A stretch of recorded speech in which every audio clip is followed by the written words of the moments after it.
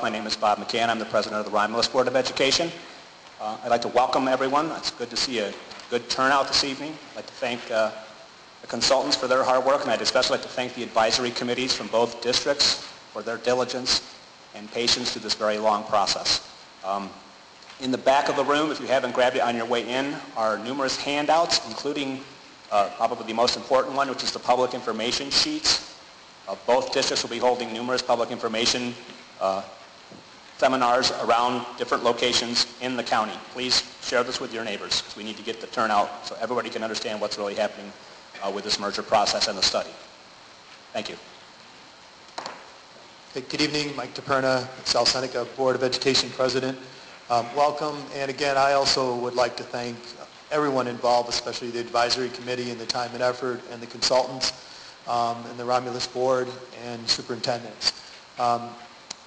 We started this process, I would say, almost 2 years ago when we started meeting as board presidents and vice presidents and superintendents concerning of all 4 districts of Seneca County and what we could do to try to share services, what we could do to try to sustain our school districts. And I believe that out of there came the beginnings of where we are today. And so welcome everybody, and I'd like to at this time introduce our consultants, Mr. Bill Silke and Mr. Alan Pohl. They're going to present the final report tonight. After that presentation, there will be an open period of time for the Board of Education to ask questions. Once those questions have been answered, fulfilled, if there's still time available, which we feel there will be, then we'll open it up to the public for questions. What we'll do also is have somebody go around with a mic so that everybody can hear the questions that you will be asking. So without any further delay, Mr. Silke and Mr. Pohl. First of all, on behalf of Alan Pohl and myself, we're delighted to be here this evening to present the final report of, as Bob already mentioned, a very lengthy process of examining whether or not merging your 2 school districts is advisable in each of your cases. So we're very delighted to be here to do that. We first of all would like to start out by acknowledging key players in this whole process.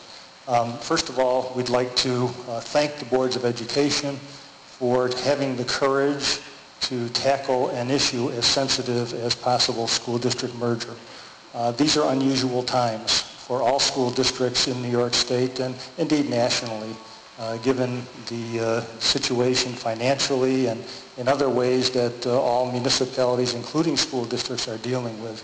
And it does take a great deal of courage to tackle these kinds of issues in the way that your 2 boards have done so.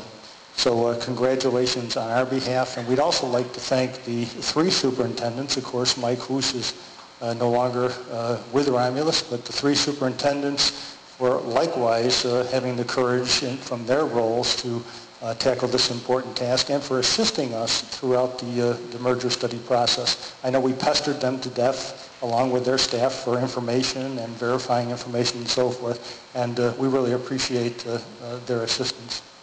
And of course, as already been mentioned, the advisory committee, the representatives from each district gave many evenings to work with us, spent considerable time writing emails, sending emails, reading emails, back and forth, and asking good questions of us and asking us to gather additional information to help create as complete a picture as possible. So I know a number of the committee members are here. If you wouldn't mind at least raising your hand or standing up, we can acknowledge your time and effort. Thank you very much.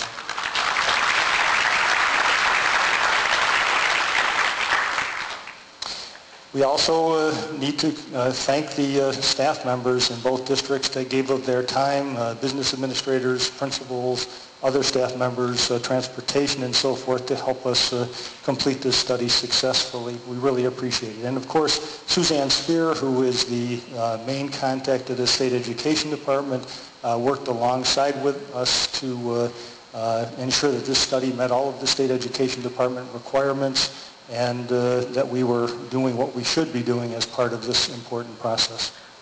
And lastly, Sean McGuire and the other staff from the Department of State that have very recently decided that they would support the study through external funding. So there was a number of people that contributed to this effort, and we're very appreciative of their time. There really are two purposes to a study of this sort when school districts consider consolidating. The first is to ensure that each district has a good understanding of what its neighbor is really all about. It's important to know what assets and liabilities, for example, any district might bring to a marriage of two or more districts. So our first task was to paint a picture of each district for its neighbor. We had to take a look at a number of areas, as you can see up here in the first bullet point, that are required by the State Education Department, and most of our advisory committee meetings were revolved around one of these topic areas. The second purpose of this investigation, this study, is to come up with a set of recommendations that if your two communities decide you do want to become a single school district, what are some recommendations that would make educational and fiscal sense to have a combined Romulus and South Seneca School District. So those were the two primary purposes that we set about to address. Some background on the districts. We provide this to make sure that some of the information, although we assume that you know much of this could be pointed out, I will only point out a few things on this particular slide. For example, an important variable in this study was the fact that both districts are components of BOCES, but there are two different BOCES that the districts belong to. And ultimately, if a merger is to occur, the new district would be a component of one or the other BOCES. So that determination has not yet been made, however. So I wanted to point that out. I would also point out that the combined wealth ratio of the two districts, that's a measure of how much money really is behind, or how the districts stack up against all the districts in the state. And as you can see that, this ratio is a little bit higher for Romulus, meaning that it's a little bit wealthier than South Seneca when you take a look at the income and the property value behind youngsters. So I did want to point that out because that becomes an important variable as in this study as well. And lastly, I would just say that when you take a look at many of the demographics, the two districts are quite similar.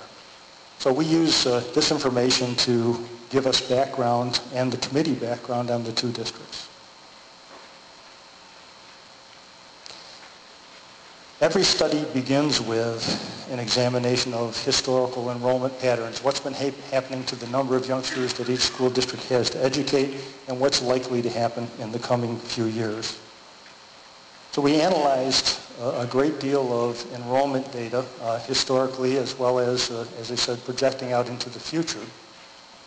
And we noticed a couple of things very quickly. That first of all, both districts have been declining in enrollment in recent years. For example, Romulus from 2006-07 to last year, 2011-12 academic year, population K-12 declined 22%. South Seneca, during that same period of time, its population declined 17%.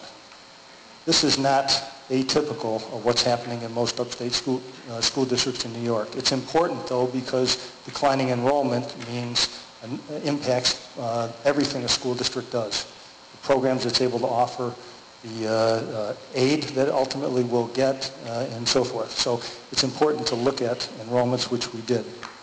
I would also point out that projecting into the future, it's very likely, according to our projections, that Romulus will likely level off around 400 students, K-12, in the next 4, 5, 6 years.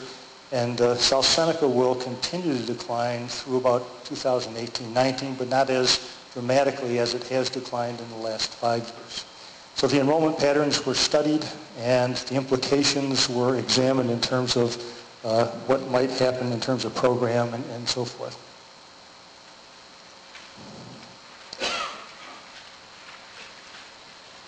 We also took a look at a couple of other variables that sometimes impact enrollments. For example, we took a look at the number of homeschooled youngsters in each of the two school districts. Romulus has in any given year, about 30 youngsters on average that are schooled at home, and South Seneca has about 40 on average. We also looked at private schools, and of course both districts have large populations of Amish and or Mennonite children. Page 21 of the study kind of summarizes these exact numbers and so forth. We look at these because the question becomes, what happens if all of a sudden these youngsters were to come back to the school districts? What kind of implications would that have for the school districts? And it was our conclusion that the numbers of homeschooled youngsters, and particularly the Amish and Mennonite youngsters, are probably not going to come back to the public school districts. They aren't. So we have determined that we did not need to adjust our enrollment projections with that understanding. We were also asked to take a look at the sales closing, and did that have an impact on each district? And at the time we looked at that, there was only one youngster from each of the districts that had a child at the sales. So bottom line was we felt our enrollment projections were not going to be impacted by either of these variables. Our first recommendation, this is just, you might say it just makes common sense, but we felt it was necessary to put it in here anyhow, is that it's really critical that whether you remain as separate districts or certainly if you combine as a single district, that annually enrollment projections are done, again, because as we've mentioned, they're so critical to all planning and school districts. So that's our very first recommendation in this study. We then went on and took a look at the instructional program at the elementary, middle, and high school level in the two districts.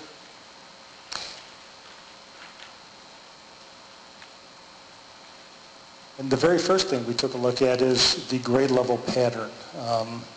There is no perfect grade level pattern. The research seems to indicate that there is none that is better than another in terms of student performance.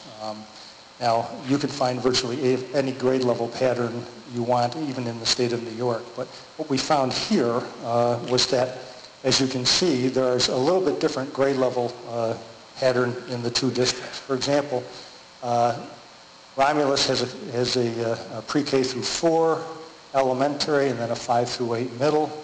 On the other hand, South Seneca is K-5 at the elementary, 6-8 at the middle. Both have 9 through 12 high schools.